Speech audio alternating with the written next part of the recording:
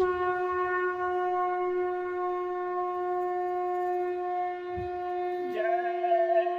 गुरुदेव। जय गुरुदेव।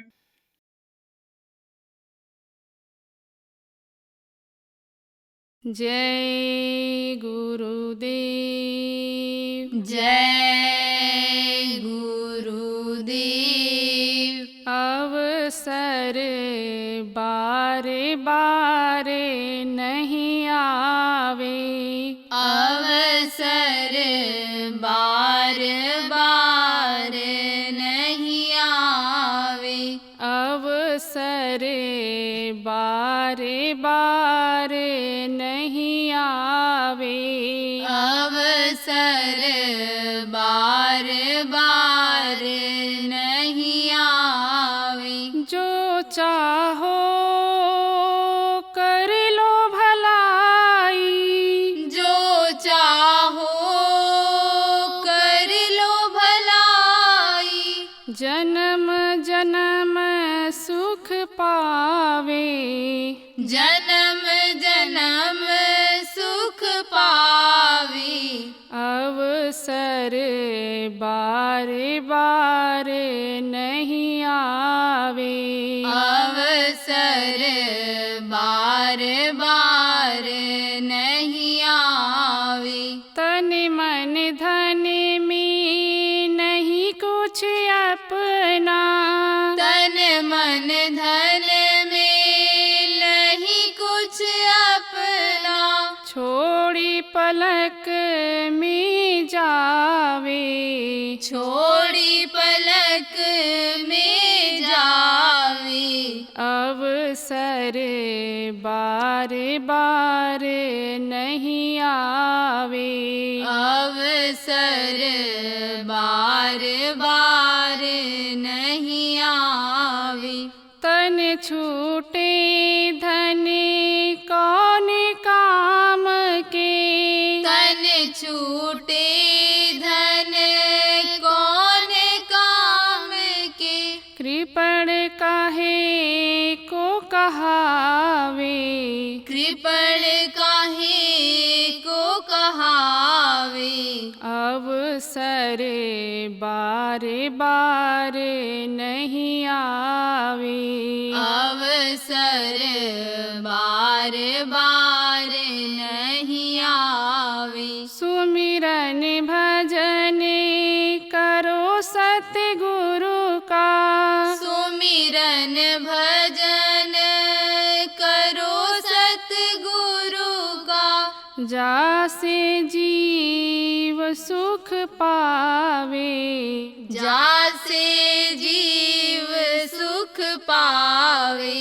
अवसर बारे बारे नहीं आवे, अवसर बार बार नहीं आवे। कहीं कबीर पग धरे पंथ पर, कहीं कबीर पग धरे पंथ पर, यम के गणे ना सतावे, यम के गण ना सतावे।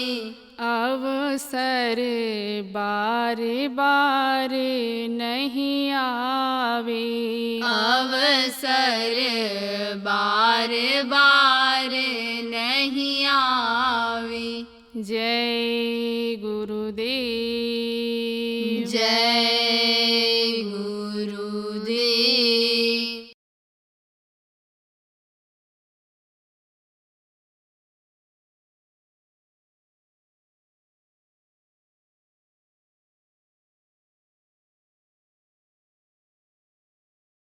जैसे आप कोई बड़े अधिकारी हो और आपके बात कोई नहीं मान रहा है, तो जो उसका कर्मचारी है वो आ जाएगा और डांट फटकार करने लगेगा, और कुछ बोलोगे तो मारेगा। अधिकारी को कुछ कह दो, घर के मालिक को कुछ कह दे, कोई पड़ोसी अगर बाप को गाली दे दे, बाप कुछ भी न बोले तो लड़का बर्दाश्त करेगा, तड़ातड़ मारेगा गाल के ऊपर। कहेगा आप तुमको गाली देने लायक ही नहीं रखेंगे, तुम्हारा मुँह ही हम टेढ़ा कर देंगे, ये वही काट लेंगे। ऐसे ही आप समझ लो, वो कुछ भी न करें, लेकिन इनके जो माताहत लोग हैं वो लोग कहीं सजा न दे दें। इसलिए आप किसी को भी मत बताना, इस नामों को मत बताना, लिख कर भी मत देना और रिकॉर्ड करके भी मत सुनाना किसी को। नए आदमी, पुराने को बता सकते हो, चाहे गुरु महाराज का नामदानी हो, चाहे गुरु महाराज जाने के बाद नामदान लिए हैं, उनको आप बता सकते हो। लेकिन कब बताना? जब आपको विश्वास हो जाए किसने नामदान लिया है। तो विश्वास कैसे होगा? जो एक नाम पूछ लो, भाई चौथा नाम क्या है, तीसरा नाम क्या है, कितने नाम बताया बाबा ने, कहाँ नामदान तुमने लिया था, कौन से बाबा से लिया, बाबा जय गुरुदेव से लिया कि बाद में लिया, किससे लिया, पूछ लो, बता दे। जब रूप बता दे, स्थान कुछ भी बता दे, विश्वास हो जाए कि हाँ इसने नामदान लिया है, उसको बता दो। नए आदमी को बता दोगे तो नुकसान होगा। कितने भी साधक को साधना करते हो, लेकिन नुकसान का पता तो तब चलेगा जब साधना में रुकावट आ जाए, बंद हो जाएगा। तो नए आदमी को आप मत बताना, पुरानों को बता सकते हो, लिखकर भी दे सकते हो अगर विश्वास हो जाए कि यह नामदानी है तो। दूसरी चीज आप ये समझो कि माला जपने को कहते हैं सुमिरन, आंख से देखने को कहते हैं ध्यान, और कान से सुनने को भजन कहते हैं। तो ध्यान लगाना भी बताऊंगा, भजन करना भी बताऊंगा, आपको समझाऊंगा, सिखाऊंगा। और जब आप करने लग जाओगे, बैठने लग जाओगे, मन को रोक ले जाओगे, उस जगह पर जहां बैठने से, जहां ध्यान लगाने से आवाज सुनाई पड़ती है, जहां ध्यान लगाने से समझो दिखाई पड़ता है, उस जगह पर जब आपकी आत्मा ये जाएगी तो दिखाई पड़ेगा, सुनाई भी पड़ेगा। तो इतनी बढ़िया आवाज होगी, इतने सुंदर सुंदर दृश्य देखोगे, खुश हो जाओगे और खुश होकर के दूसरों को बताने लगोगे, और जैसे बताओगे तैसे ही बंद हो जाएगा। भले ये कहो कि पंडित जी ने शादी करते समय हाथ पकड़ाया था तो कहा था कि जीवन भर साथ रहना और इनसे कोई बात मत छिपाना, ये तुम्हारी पत्नी है, ए बेटी, ए कन्या, तू इस वर्ष को बता देना, कोई बात अंदर मत छिपाना। कितना भी वो इस बात का वादा कराए हो, संकल्प कराए हो, लेकिन यह बाहर की बात है। आप ये समझो उस समाज की बात है जिस समाज में रहते हैं, उस घर की बात है जिस घर में रहते हैं, यह बाहर की बात है।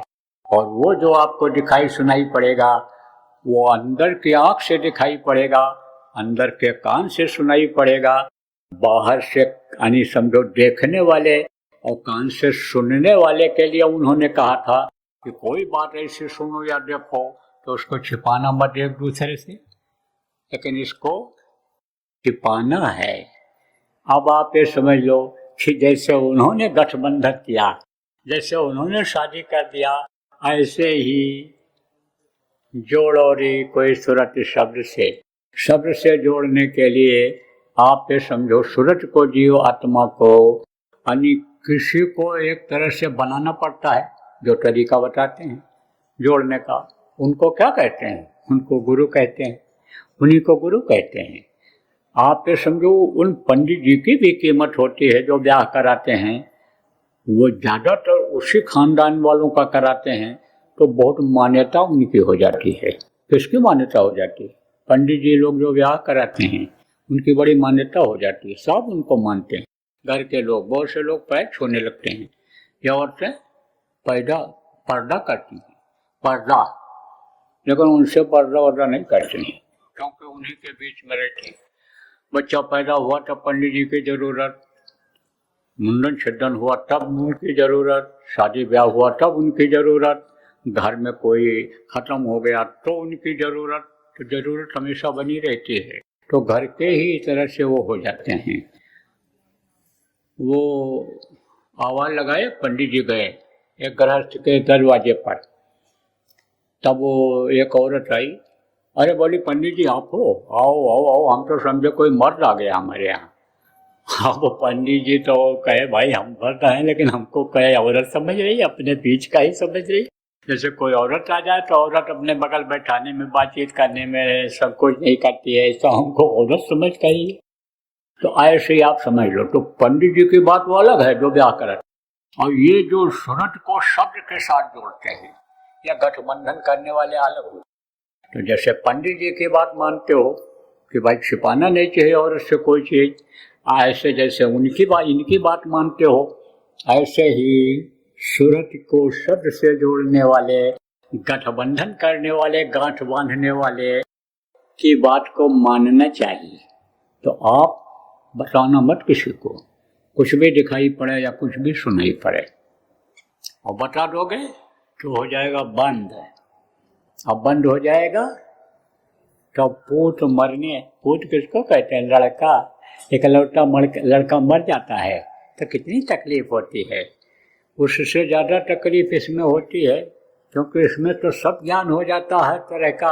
अब वो अनमोल चीज़ जो नहीं मिल सकती है, जो रुपया पैसा धन दौलत से नहीं खरीदी जाती है, अंतर की दौलत मिल गई और उसको आपने लुटा दिया, और देने वाला नाराज हो गया, फिर देने को तैयार नहीं है, तो रगड़ते रहते हैं इसे, रोते रहते, चिल्लाते रहते हैं इसे।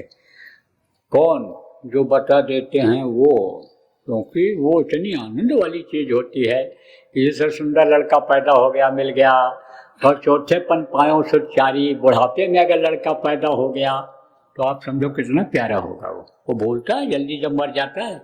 बढ़िया कोई गहना मिल गया, कोई बढ़िया चीज़ मिल गई, वो चली गई तो बराबर वो चीज़ याद आती रहती है। गाय बैल पाल लिया, मर गई, तो कितना आप ये समझो कि तकलीफ होती है। जैसे उसी तरह से उस चीज़ के लिए तकलीफ होती है। दुनिया की चीज़ चली जाए उतनी तकलीफ नहीं होती है जितनी अंदर का सुख, जो अंदर का सुख मिलता है वो चला जाए। तो बताना मत किसी को आप, जो कुछ भी दिखाई पड़े या सुनाई पड़े। तो आप समझो यह है 5 नाम, 5 रूप, 5 स्थान और 5 की आवाज़। तो वो तो मैं भी आपको बताऊंगा। 3 चीज़ आपको बताया। सुमिरन, सुमिरन कहते हैं माला जपने को, ध्यान आँख से देखने को, भजन कान से सुनने को। 3 चीज़ आप और समझो, 3 आँख, 3 कान और 3 नाक। 2 आँखें ये बाहर, इससे बाहर की चीज देखते हैं, और एक आँख अंदर जीवात्मा में, इसको दिव्य दृष्टि आत्म चक्षु कहा गया। उससे ऊपरी लोगों की चीजें दिखाई पड़ती हैं। स्वर्ग वैकुंठ दिखाई पड़ता है, देवलोक, पितृलोक, सूर्यलोक, चंद्रलोक, ब्रह्मलोक, पार ब्रह्मलोक, उससे सब दिखाई पड़ते हैं। तो एक आँख वो है, और 2 कान ये बाहर, इससे बाहर की आवाज़ सुनाई पड़ती है। और ये कान अंदर जीवात्मा में, उससे ऊपरी आवाज़ जो सुनाई पड़ती है, अनाहत वेद वाणी, गिरा, कई भी आवाज़, गुरु वाणी, सच, तरह तरह से उस आवाज़ को लोगों ने बताया, नाम रखा। समय समय पर जो महात्मा आए अपनी अपनी भाषा में उसका नाम रख दिया है। आवाज़ एक ही है, लेकिन भाषा अलग हो जाती है। जो आप समझो मुसलमान फ़कीर हुए हैं, पूरे फ़कीर, इनको मुर्शिद कामिल कहते हैं, वो जो हुए हैं उन्होंने अपनी भाषा में इन्हीं चीज़ों को समझाया है। इन्हीं आवाज़ों को उन्होंने, आप ये समझो कि दूसरे तरह समझा दिया है। नाम को भी उन्होंने बदल दिया है, इन 5 नामों को भी आपको बता दिया जाएगा। तो अब आप ये समझो कि वो आवाज़ किससे सुनाई पड़ती है? अंदर वाले कान से। तो 2 कान बाहर और ये कान अंदर जीवात्मा में, 3 कान और 3 नाक। एक सुरा के देखो दाहिनी तरफ और एक के बाईं तरफ है। यही शरीर को चलाता है, अच्छी हवा लेकर के अंदर देता है, जिससे यह शरीर चलता है, और अंदर की गर्म हवा, गंदी हवा को दूसरा नाक निकालता है बाहर। तो ये बराबर चलते रहते हैं, अपने अपने हिसाब से ये समय समय पर बदलते रहते हैं। तो 2 नाक ये इधर है और ये नाक है अंदर जीवात्मा में। 3 नाक, 3 आँख, 3 कान, 3 नाक। सुमिरन, ध्यान, भजन 3 चीजें, 5 नाम, 5 रूप, 5 स्थान, 5 की आवाज, यह मैंने आपको बताया। अब आपको दूंगा नामदान। इस नामदान के लिए आपको न घर छोड़ने के लिए किसी ने कहा होगा, न कोई लोटा रोटी लंगोटी लाने के लिए कहा होगा, न कोई आपको और चीज़ों को लाने के लिए कहा होगा। लोग यही कहे होंगे, चलो चलो, लुट रहा है, ले आओ, नाम दान में मिल रहा है, तो नामदान आपको दिया जाएगा।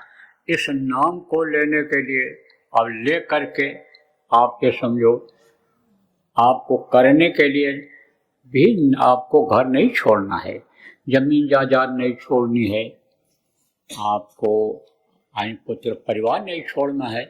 आप जो भी काम करते हो, खेती का हो, दुकान का हो, नौकरी करते हो, मजदूरी करते हो, बराबर मेहनत और ईमानदारी से करते रहना। बच्चों पढ़ाई करते हो, मेहनत से पढ़ना और ईमानदारी से पढ़ना। ईमानदारी किसको कहते हैं? बैठ गए कंप्यूटर लेकर, अब घर वाले तो समझ रहे हैं पढ़ाई कर रहा है, कहते अब हम कंप्यूटर पर पढ़ाई करेंगे, मोबाइल पर पढ़ाई करेंगे। घर वाले तो समझ गए, बहुत रात तक बैठ के पढ़ाई करता है हमारा लड़का, और पढ़ाई करते हैं और सिनेमा देखते हैं। जब से ये मोबाइल चला और जब से ये चला तब से ये चरित्रहीनता बहुत बढ़ गई। ये खाने पीने वाली जो समस्याएं हैं जिससे मन बुद्धि खराब होती है, वो गंदगी ज़्यादा लोगों के अंदर में पैदा हो गई। अपराध, भ्रष्टाचार ये बहुत ज़्यादा बढ़ गया।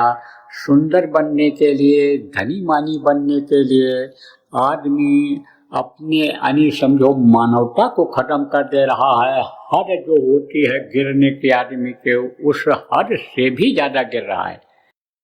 तो बच्चों, जब पढ़ाई करनी हो तो सिनेमा मत देखो, नंगा तस्वीर मत देखो। एक बार देख लोगे तो मन वही बार बार देखने के लिए कहेगा, और फिर वो क्या करेगा, धन का भी नुकसान कराएगा, शरीर का भी ह्रास कराएगा।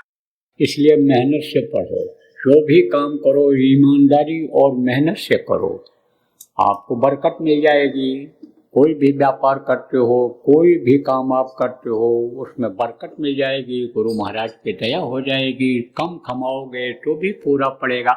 लेकिन जो होड़ लग रही है इस समय पर धन इकट्ठा करने की, मार करके ले आओ, काट करके ले आओ, रिश्वत ले करके ले आओ, दिल दुखा करके ले आओ, ये जो होड़ लग रही है ये विनाशकारी आगे साबित होगा। तो ऐसा विनाशकारी काम आप मत करना, मेहनत और ईमानदारी से काम करना। और आप समझो प्रेमियों, और आपको क्या करना है, मांस छोड़ना है। किसी भी पशु पक्षी का मांस नहीं खाना है, मछली नहीं खाना है, अंडा नहीं खाना है। यह खाने वाली चीज नहीं है। आपको बहुत बार बताया गया, समय मिल जाएगा तो आगे भी बताया जाएगा, समझाया जाएगा। लेकिन अब समय निकलता चला जा रहा है। नामदान देने के बाद अभी आपको ध्यान भजन कराऊंगा, तो अब आप ये समझो शाम को मुश्किल हो जाएगा फिर आपका जो बैठते हो, तो इसी में थोड़ा थोड़ा ज़्यादा देर तक करवा दिया जाएगा। ज़्यादा देर बैठने में भी दिक्कत होगी, वो तो आपका मन लगा हुआ है, अभी मन लगा हुआ है, सुन रहे हो। लेकिन जब भजन बैठोगे तो उसमें मन नहीं लगेगा, क्योंकि आदत नहीं है। सुनने की तो आदत अब बन गई। बहुत से लोग सुनने के लिए आते हो, मैं देखता हूँ, जब जाता हूँ दौरे में तो वहाँ भी मिलते हैं ये, और यहाँ भी बराबर कार्यक्रमों में आते रहते, कहीं भी कार्यक्रम होता है आते रहते हैं। तो सुनने की तो आदत बन गई। सुनना तो अच्छा लगता है, लेकिन जो सुनाया जाता है उसको करते नहीं हैं। तो भजन के लिए जब जोर दिया जाता है, ध्यान पर बैठाया जाता है, तो उसमें मन नहीं लगता है। तब उसमें जब मन नहीं लगेगा तो मन तो कहीं लगेगा। तब मन लगता है पैर दर्द में, कि पैर में झुंझुनी चल रही है, पैर दर्द हो रहा है। मन लगता है खाने में, मन लगता है कब उठा दें कब उठा दें। तो कपड़ा तो डाले रहते हैं, लेकिन कपड़े के सुराख से इसे देखते रहे, इसे सुराख से देखते रहते हैं। अब आप ये समझो, कहते हैं कब उठावें कब बोल दें, तो उसमें जल्दी मन नहीं लगेगा। अब उसका भी कारण है कि कम देर तक जब बैठते हो तो ये मन भटकता रहता है, थकता नहीं है। जब थकने का समय आता है तब आप उठ जाते हो, देर तक बैठते नहीं हो, इसलिए रुकता नहीं। तो देर तक जब बैठाएंगे तो मन जल्दी समझो कि नहीं बैठने देगा, तब तो इंतजार करेगा कि कब उठा दें। उसी समय जब याद आती है तब आदमी को टट्टी, पेशाब और भूख सब याद आता है, सताता है। और जब काम में लगा रहता है तो कहीं याद आता है भूख न प्यास, उसी काम का लक्ष्य रहता, निशाना रहता है। तो अभी तो सुनने का है, उसके बाद में फिर ये टट्टी, पेशाब, भूख सब सताएगा।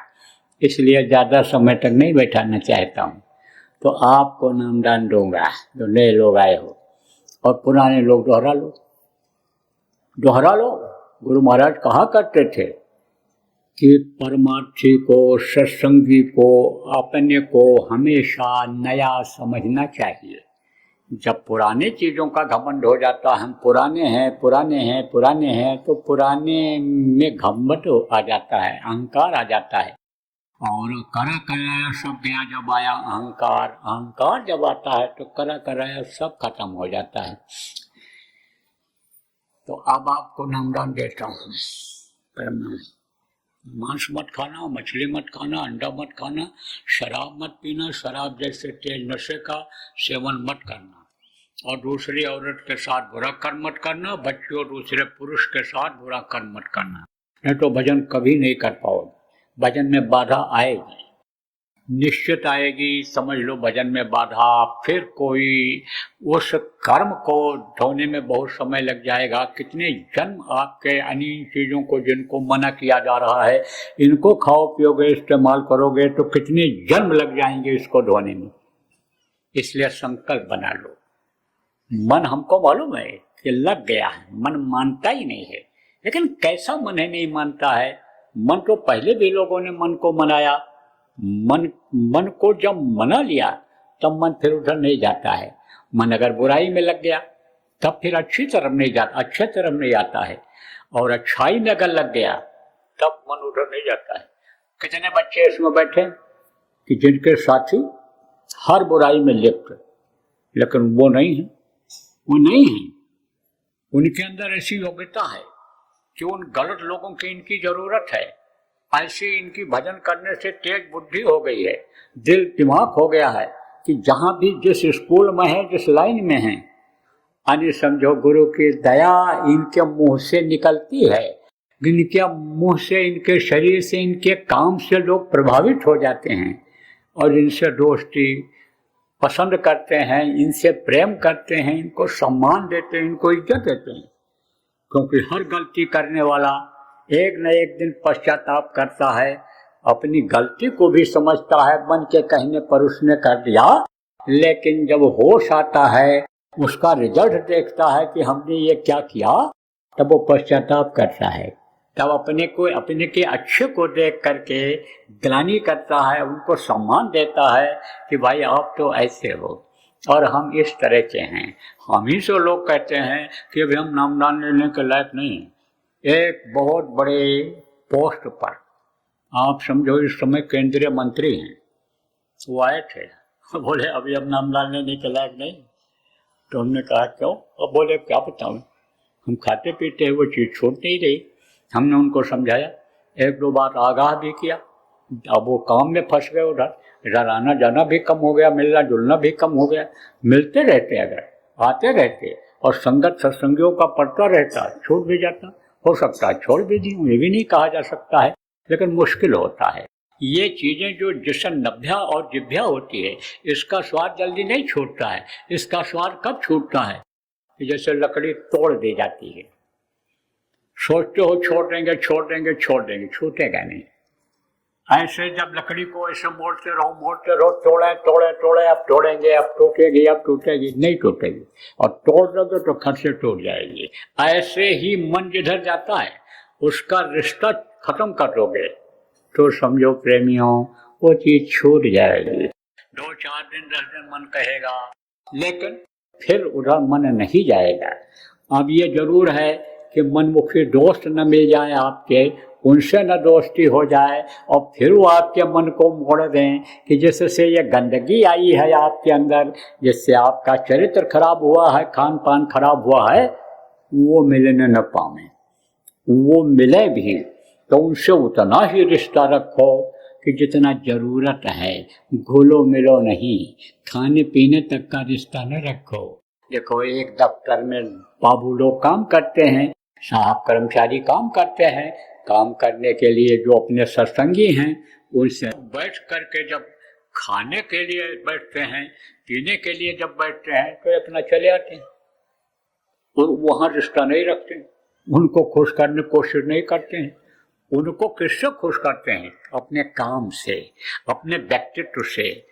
और जब काम अच्छा रहता है, बोली बानी सही रहती है, चरित्रवान जो रहता है, मस्तिष्क से स्वस्थ रहता है, उसकी सोच अच्छी रहती है, उसका दिल दिमाग सही रहता है, जो शराब पी करके पागल नहीं होता है, उसका दिल दिमाग जब सही रहता है तो वो लोग भी कदर करते हैं, बहुत इज्जत करते हैं ऐसे लोगों का। तो कहने का मतलब ये है कि बुराइयों से दूर रहना है। आप ये जो बुराइयां हैं आ जाती हैं, जिससे भजन में बाधा आती है, ऐसी बुराइयों से दूर रहना। बाकी सब काम करो, खेती का करो, गृहस्थी का करो, आए गए का स्वागत सत्कार करो, मेहमान आ जाए उनको खिलाओ पिलाओ, जो भी आपके यहाँ की परंपरा है दान दक्षिणा देने का, जो भी भेंट करने का, सब करो। शादी ब्याह में भी जाओ, लेकिन ध्यान रखो, खाओगे वहाँ अगर शुद्ध अन्न नहीं है, बनाने वाले शुद्ध नहीं है, बर्तन शुद्ध नहीं है, तो असर तो आएगा, असर आएगा। क्योंकि उतनी देर का आपका साथ पड़ेगा। कितनी देर का साथ पड़ेगा? जब खाओगे तो किसका साथ पड़ेगा? उस बर्तन का साथ पड़ेगा, उस अन्न का साथ पड़ेगा, बनाने वाले का उसमें साथ रहा है, उसका भी उसमें शेयर रहा है, तो साथ पड़ेगा। तो साथ जैसा होता है वैसे बुद्धि होती है, तो उससे दूर रहो। लेकिन आओ जाओ सब जगह, सबको मालूम हो जाएगा कि ये कहीं खाते पीते नहीं हैं। शादी ब्याह में आते हैं, लेकिन ये आदमी खाते पीते नहीं हैं। बचने की कोशिश करो।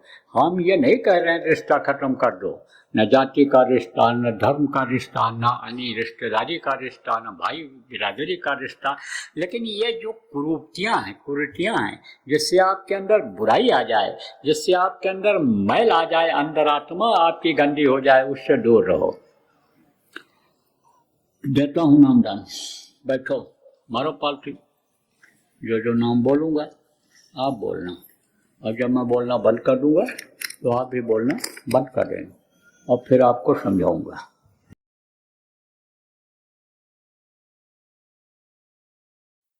आपको कल बताया था कि संयम और नियम का पालन करना, नहीं तो बीमारियां आपके ऊपर असर कर जाएंगी, तो बीमारियां तो आएंगी। सर्दी जुकाम बुखार जिसको आप साधारण कहते हो, यही बड़ा रूप ले लेगा, विकराल रूप ले लेगा। हल्का बुखार भारी हो जाएगा, जानलेवा हो जाएगा। जुकाम यही जब जकड़ जाएगा, सांस लेना मुश्किल हो जाएगा, तब कलिया सूज जाएगा, अंदर कुछ जा नहीं सकता है, आपके सांस लेने में दिक्कत हो जाएगी।